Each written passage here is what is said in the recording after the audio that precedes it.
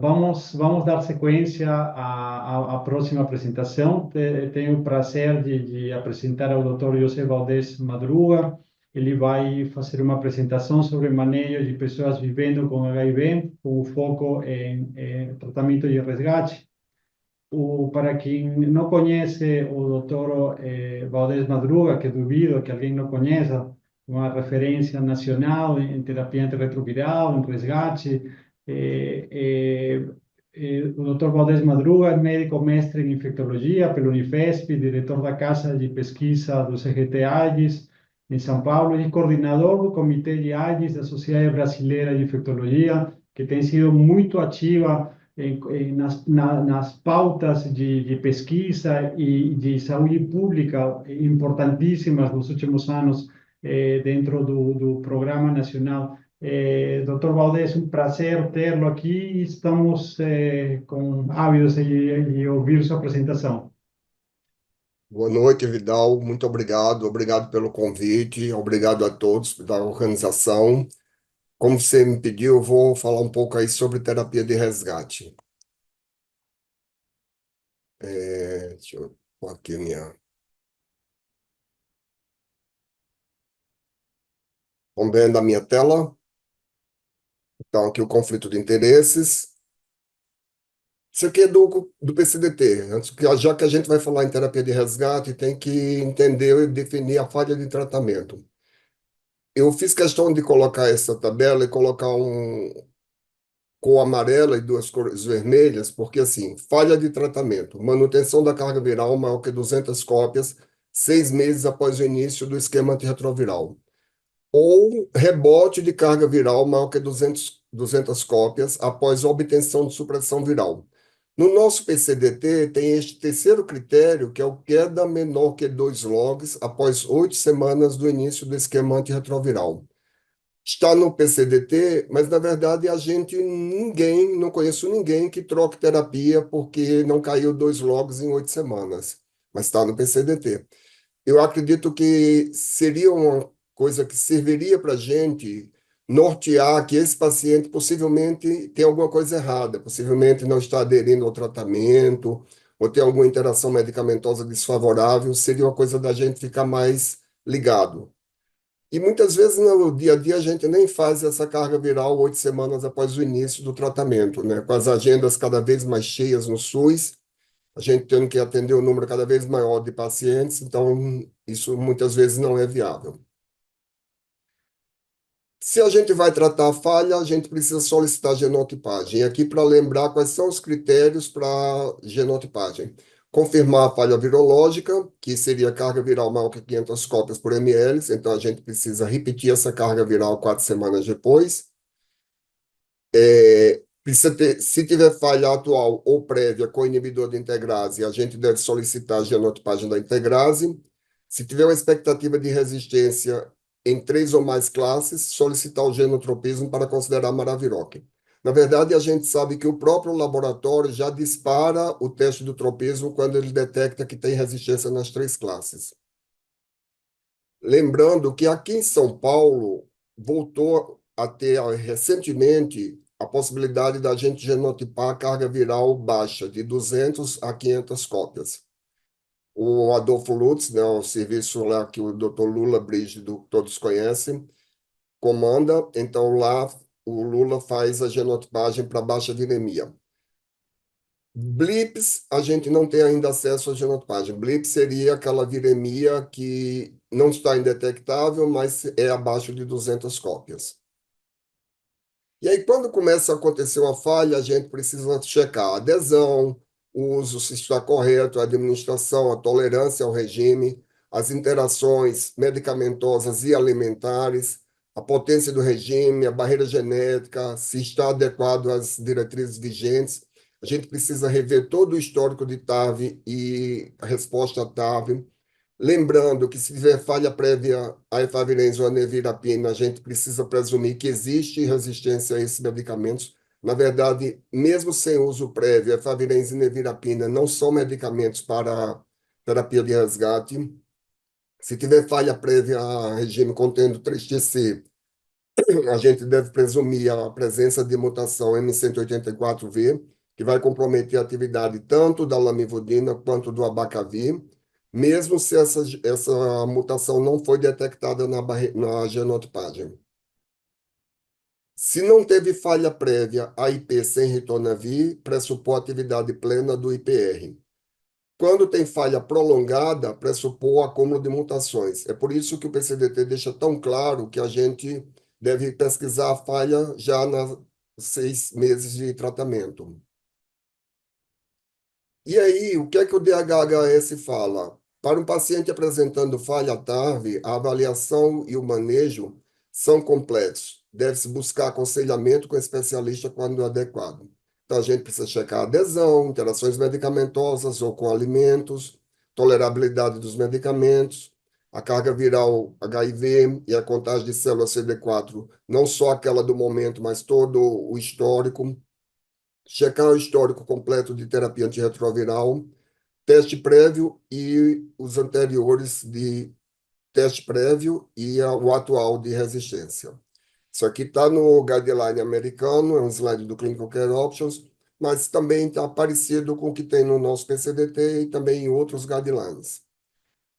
Pensando em falha de tratamento, eu selecionei 2 estudos para a gente discutir um pouco aí como manejar a falha. Então, falha de terapia inicial a não nucleosídeos, a gente tem na literatura inúmeros estudos.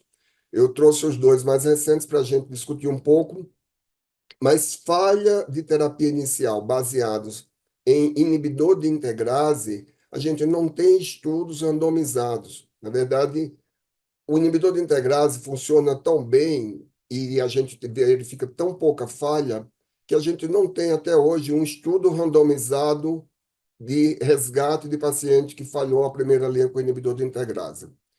Então, nesse estudo NADIA, que é um estudo que avaliou falha de 2 nucleosídeos com um não nucleosídeo, e aí qual seria o resgate ideal? Os pacientes precisavam estar com carga viral maior que 1.000 cópias na primeira linha, e essa primeira linha seria tenofovir 3TC com um não nucleosídeo, com o efavirenz. Então, eles são randomizados para dolutegravir ou para darunavir, ritonavir, dose uma vez ao dia, 800 de daruna, 100 de ritonavir. Estes pacientes, essa foi a primeira randomização. A segunda randomização era para tenofovir 3TC ou AZT 3TC. Tá? A gente sabe que existe aquele algoritmo da OMS, falha de tenofovir, resgata com AZT, falha de AZT, resgata com tenofovir. E esse estudo serviu para avaliar o que é melhor, a gente manter o tenofovir 3TC, que já está falhando, que a maioria dos pacientes estavam usando aqui 2 nucleosídeos, e esses 2 nucleosídeos eram tenofovir 3TC, ou trocar para o AZT 3TC novo. E esse estudo mostrou as novidades aí para a gente, que eu já vou mostrar na sequência. Então, o desfecho primário seria a carga viral menor que 400 cópias na semana 48. No basal, ao entrar no estudo, em torno de 50% tinha resistência ao tenofovir, que é a mutação K65R, a mutação M184V, que é a mutação da lamivudina, estava em torno de 86%, resistência intermediária a alta ao tenofovir, 61%. Eu gostaria muito de ter visto esse dado, quantos por cento tinha resistência intermediária, quantos por cento tinha resistência alta. Resistência intermediária alta ao AZT em torno de 20% e resistência intermediária alta ao 3TC, 93%. E o que a gente viu nesse estudo, que nos surpreendeu, foi que o tenofovir, mesmo reciclado, ele teve uma taxa de resposta melhor que o grupo do AZT, mesmo sendo um AZT novo. E isso foi estatisticamente significante. Já no que diz respeito à terceira droga, não houve diferença entre o darunaritona e o dolutegravir. No entanto, a gente vê aqui que no grupo do dolutegravir teve 9 casos de falha com desenvolvimento de resistência, 6 delas estavam usando AZT e 3 estavam usando tenofovir. E no grupo do darunavir e ritonavir, zero desenvolvimento de resistência na protease. Aqui está em mais detalhes nessa tabela aqui. A gente vê que os casos com resistência ao AZT, 5 casos foram em alto nível de resistência, um intermediário, e os 3 casos com resistência ao tenofovir, 3-TC, dolutegravir, foram resistências intermediárias. Esse estudo mostrou para a gente que a barreira genética do darunavir é melhor do que a do dolutegravir. Apesar da resposta dos dois medicamentos ter sido semelhante, das duas drogas, a barreira genética do darunavir é maior que a do dolutegravir. Um outro estudo que também está sendo muito referenciado nos guidelines internacionais e até mesmo no brasileiro, também é um estudo de falha de primeira linha baseado em não-nucleosídeo. Então, os adultos com HIV, com regime de TAV, contendo com um não-nucleosídeo mais 2 nucleosídeos, sem exposição anterior a IP e a inibidor de integrase e sem infecção crônica com HBV, ou comorbidade ou com infecção significativa. Esse estudo ele ficou meio complexo porque ele teve 2 estágios, o estágio 1 e o estágio 2. O estágio 1 era dolutegravir mais darunavir ritonavir. O estágio 2, o segundo braço do estágio 1 era darunavir, ritonavir mais 2 nucleosídeos, o padrão de standard of care. Na verdade, era um estudo para ver qual é o melhor parceiro para o darunavir e ritonavir no resgate de primeira falha de não-nucleosídeos. Seria o dolutegravir ou 2 NUCs reciclados ou novos. E o que se viu, e o segundo estágio, a gente já conhecia os dados do NADIA, então foi acrescentado aí um terceiro braço, que era dolutegravir, tenofovir, 3-TC. Um detalhe interessante é que este braço aqui de dolutegravir com, desculpa, esse aqui, darunavir com 2 nucleosídeos, 76% dos casos, os 2 nucleosídeos era o AZT-3-TC, porque eles já vinham, é uma tendência que o regime de primeira linha, baseado no nucleosídeo, seja mais acompanhado de tenofovir lamivudina. Então, seguindo aquele algoritmo da OMS, 76% foi resgatado aqui nesse braço com o AZT. Essa questão do estágio 2, teve esse braço, porque a gente viu no NADIA que dolutegravir, tenofovir, 3-TC funciona bem, então foi incluído um terceiro braço. Além disso, esse estudo teve uma outra parada, uma para incluir esse terceiro braço e uma outra parada devido à pandemia de Covid. O que a gente viu nesse estudo foi, no estágio 1, o grupo dolutegravir mais darunavir foi um pouco melhor que o darunavir mais 2 NUCs.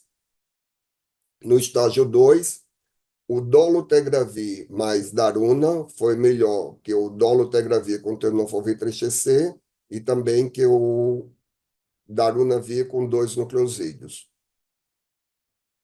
As conclusões do investigador desse estudo foi tanto o esquema dolo-daruna quanto dolo mais TDF mais 3-TC ou FTC foram superiores a daruna-ritona com 2 NUCs, lembrando que nesse grupo aqui 76% estava usando AZT como um dos NUCs, foram melhores em alcançar supressão virológica e recuperação imunológica ao longo do tempo.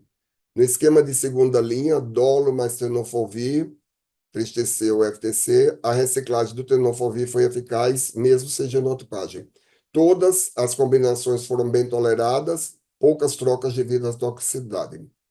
Isso aqui é uma tabela do PCDT. Eu não vou gastar muito tempo nisso, porque é uma sopa de letrinhas, e se eu ler isso aqui, vocês vão ficar com raiva de mim, vão até sair do computador. Dependendo do que fale, a gente tem as opções que a gente escolhe. Então, falha de 2 NUCs com não-NUC, falha de 2 NUCs com IPR, ou falha de 2 NUCs com inibidor de integrase. Como eu tinha falado para vocês, tem poucos dados na literatura, na verdade, eu desconheço o estudo randomizado de resgate de falha de primeira linha baseado em inibidor de integrase, mas falhando a dois nucleosídeos com inibidor de integrase, está lá no nosso PCDT, resgatar com tenulam e darunaritona, seria uma opção mais segura se o esquema inicial era baseado em RAL ou se há a possibilidade de genotipagem. Dolutegravir mais darunaritona, em geral, é reservado para contraindicação ou toxicidade ao tenofovir. Na versão anterior, na nota técnica, tinha resistência ao tenofovir, que no PCDT novo saiu porque tinha os dados do NADIA mostrando que mesmo ele resistente, ele funcionou bem. Mas é importante saber que grau de resistência está o tenofovir. Então, a gente tem que ter muito cuidado quando a gente escolhe um regime de resgate de primeira falha, contando com a ação do tenofovir.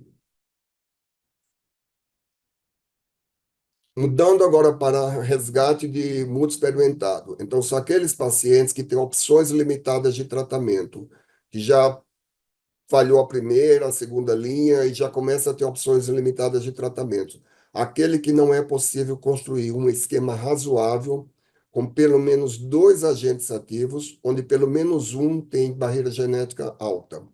Os guidelines internacionais, eles têm definições, o guideline americano não tem uma definição fixa.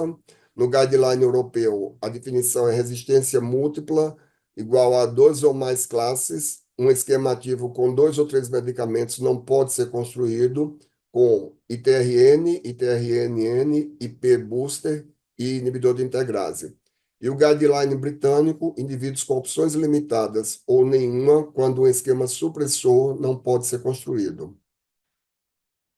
Esse slide eu acho interessante porque lembra, principalmente, é um curso que tem muita gente jovem assistindo, eu sei que é um curso para os residentes, voltado basicamente para os residentes, mas é bom lembrar um pouquinho da história.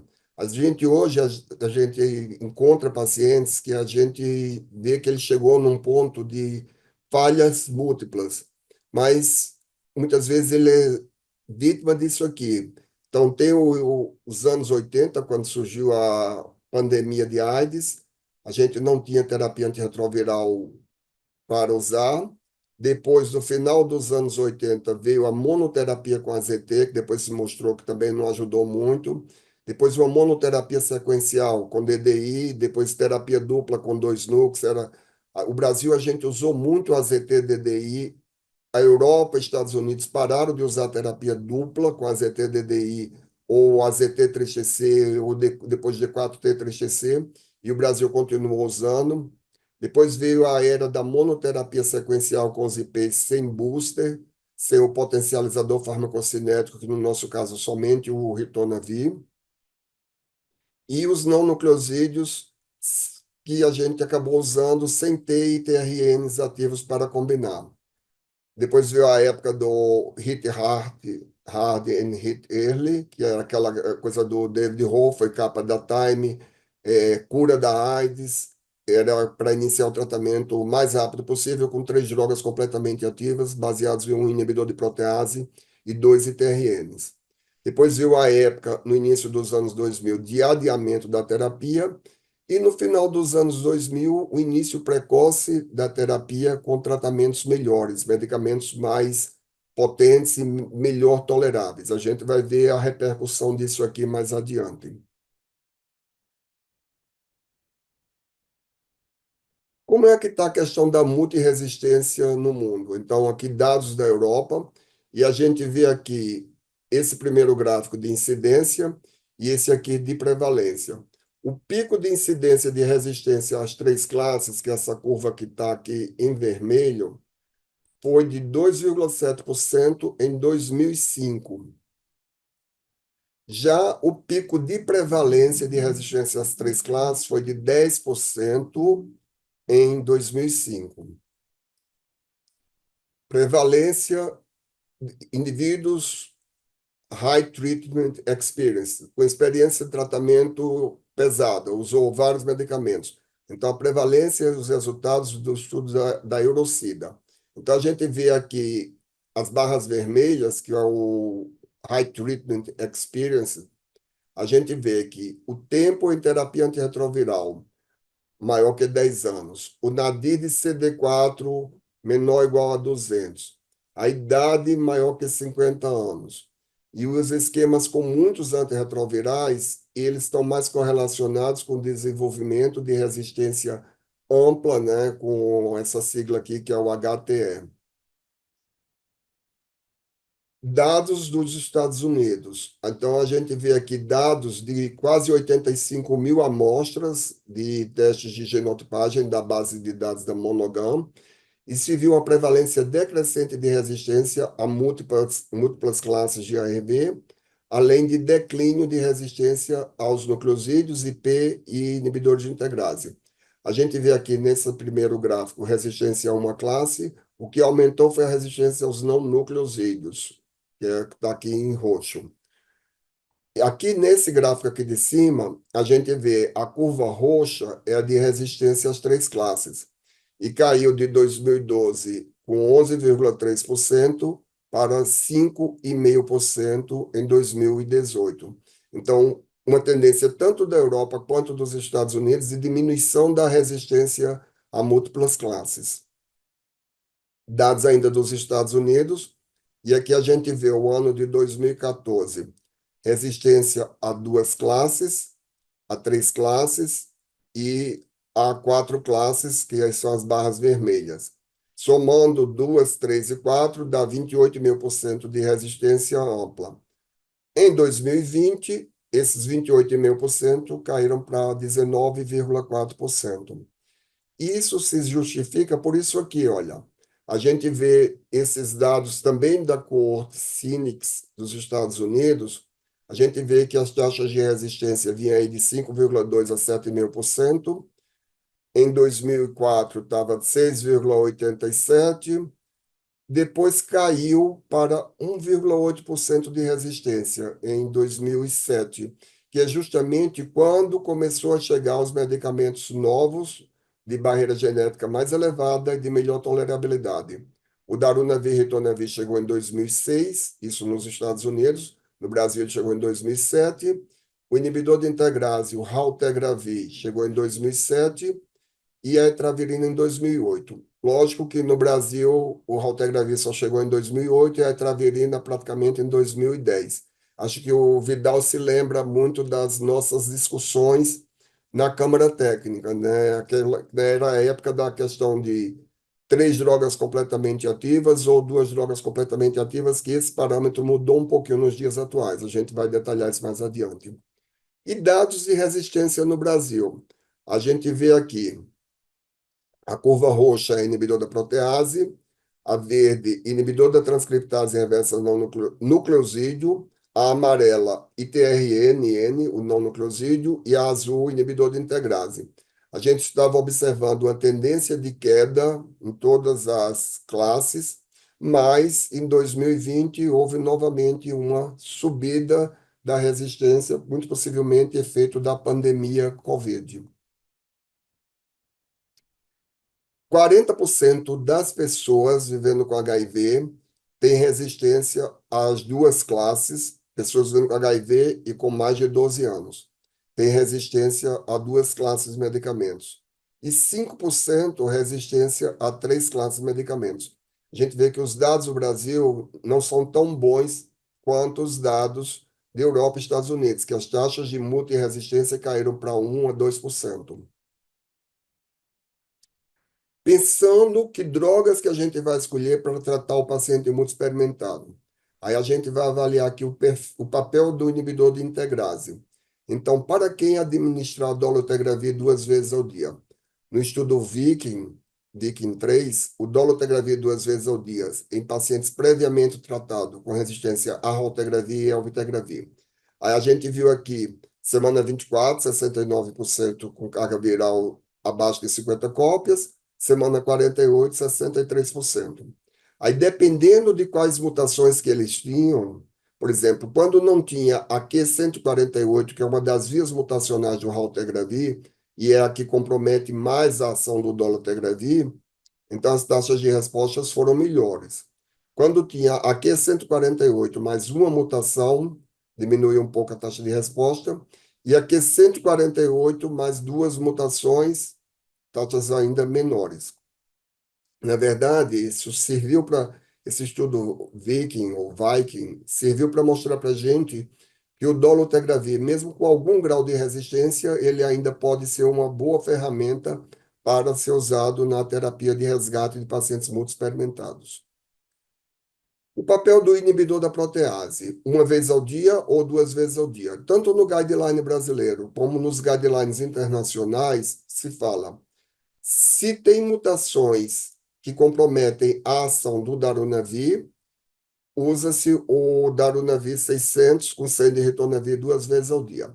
Quando não tem mutação do darunavir, aquela lista das 11 mutações que a gente chama mutações do darunavir ou mutações do Power, que foi um dos primeiros estudos do darunavir, se usa o darunavir 800 com 100 de ritonavir uma vez ao dia. Esse aqui é um dos estudos que eu trouxe para citar, que eles avaliaram se poderia usar o darunavir de 800 com 100 de ritonavir em pacientes que já tinham mutações de resistência ao darunavir. É um estudo que a gente não pode mudar a conduta de guidelines internacionais, guideline brasileiro, guideline nacional, baseado num estudo desses. É um estudo com um N muito pequeno, 22 pacientes no total, e a gente teve dois casos que falharam, que são as barras amarelas, as barras laranjas, que falharam, mas os dois tinham, um era do grupo que tinha uma mutação, o outro do grupo que tinha duas mutações, e ambos estavam completamente relacionados com resistência ruim à terapia antirretroviral. Esse estudo aqui parece um estudo complexo, mas é um estudo que não é tão antigo assim, é um estudo de 2019, é um estudo da doutora Beatriz Greenstein, e foi avaliado nesse caso como seria a melhor coisa para resgate. O grupo A era paciente sem resistência ao lopinavir, suscetível a um ou mais ITRNs. Eles foram randomizados para continuar a TAV de segunda linha. Naquela época, a TAV de segunda linha geralmente era o Caletra mais a raltegravir. Ou mesmo Caletra mais dois NUCs, também tinha até casos de dois IPs associados. Aí aqui, B1, B2 e B3 eram aqueles pacientes que tinham resistência ao lopinavir, sem uso prévio de raltegravir, então a integrase estava limpa, mas tinham suscetibilidade ao darunavir e à etravirina. Então, no grupo B1, foi os melhores nucleosídeos disponíveis, mais daruna, mais raltegravir. No grupo B2, daruna, mais ral, mais etravirina. E no grupo B3, era para o grupo de HBsAg positivo, tinha que ter o tenofovir com 3-TC ou FTC, e daruna, ritona, mais ral. O grupo C era resistente ao lopinavir e à etravirina. Esse grupo aqui era resistente ao lopinavir, mas era sensível à etravirina. Esse aqui, o grupo C, ele era suscetível apenas ao darunavir e ao raltegravir, porque ele não tinha usado o raltegravir prévio.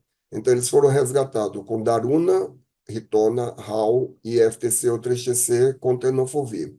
E o que se viu nesse estudo foi que as taxas de respostas, quando a gente combinou Daruna Hall com qualquer outra coisa, ou com dois núcleos, ou com etravirina, ou com dois núcleos de novo aqui, foram excelentes, taxas de respostas aí quase 90%, nesse grupo B3 aqui, que manteve o tenofovir lamivudina 100%.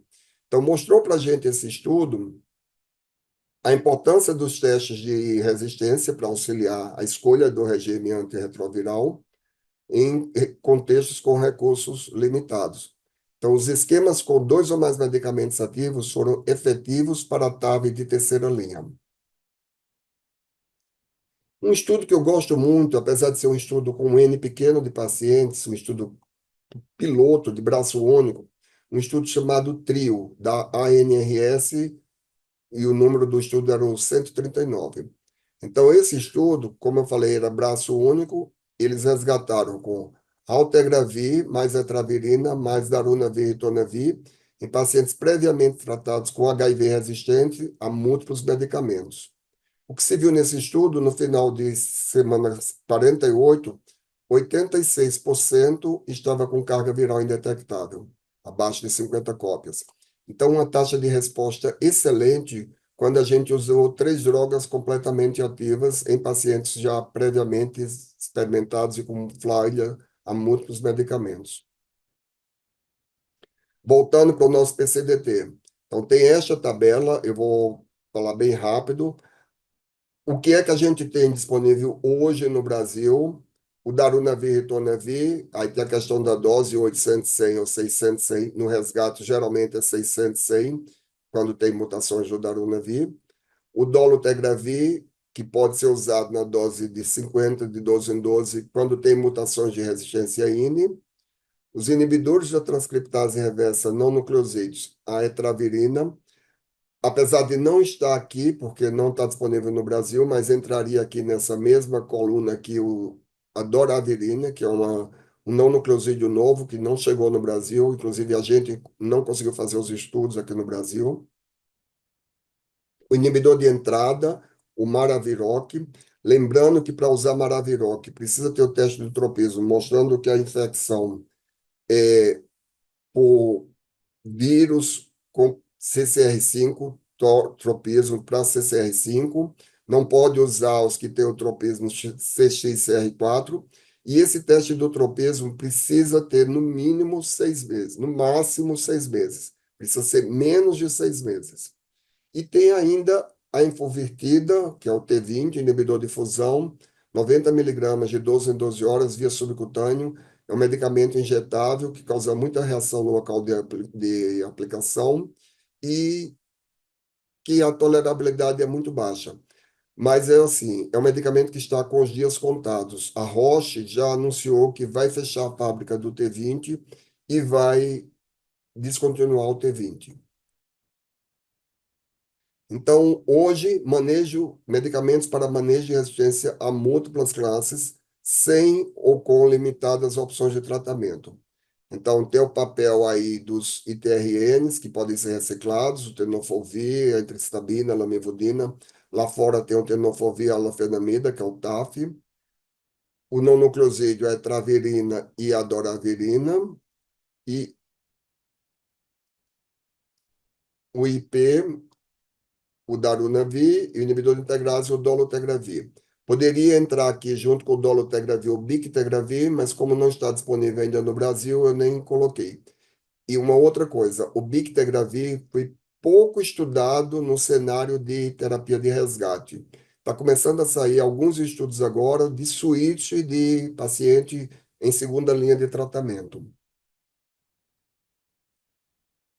Além disso, o uso de novos medicamentos com mecanismo de ação novo e sem resistência cruzada, o ibalizumab, o fosdenzavir e o lenacapavir. A gente vai detalhar um pouquinho esses estudos. Então, o ibalizumab é o primeiro mecanismo de ação que é um anticorpo monoclonal.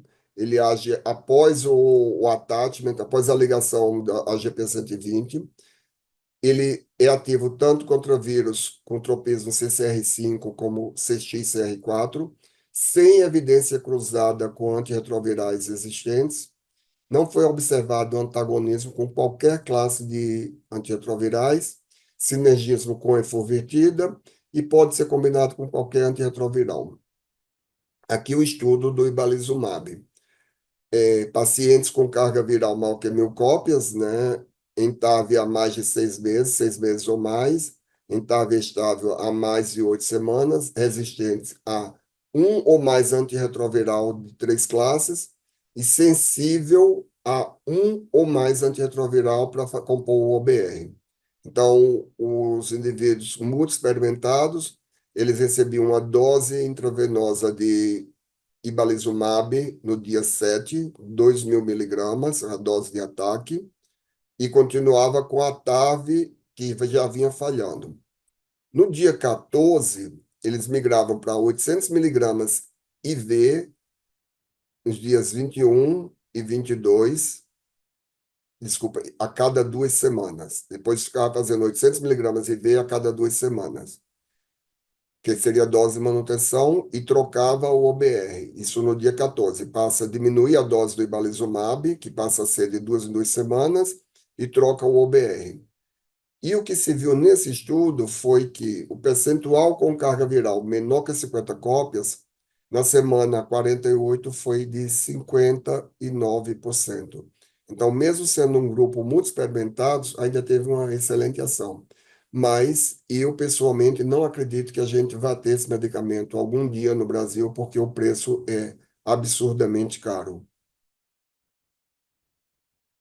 Outra droga, o Fostenzavir, essa está na iminência de se tornar realidade nos próximos dias, possivelmente agora ainda em novembro já vai sair a nota técnica do Ministério dizendo aonde a gente pode usar. Então, o Fostenzavir é um profármaco do Tenzavir, é o primeiro inibidor de attachment, primeiro inibidor de ligação, que age se ligando a GP120. O T20 se age ligando na GP41, o Fostenzavir na GP120, do envelope do HIV, impedindo a ligação aos receptores superfície célula CD4. O detalhe do estudo, o estudo Bright, já foi publicado, tive a honra de participar da publicação. Então, foi um estudo randomizado, controlado por placebo, duplo cego, e o desenho foi o seguinte: tinha duas coortes, a coorte randomizada e a coorte não randomizada.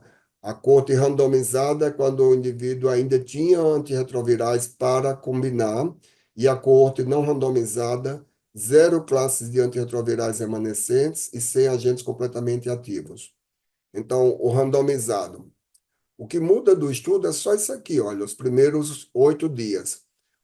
A coorte randomizada recebeu Fostenzavir 600 miligramas 2 vezes ao dia, mais um esquema em falha, ou placebo do Fostenzavir, mais um esquema em falha. Então, foi para ver o poder de queda da carga viral com Fostenzavir relacionando com o placebo. Depois, no dia 9, eles mudaram para Fostenzavir 600, 2 vezes ao dia aberto, mais OBR.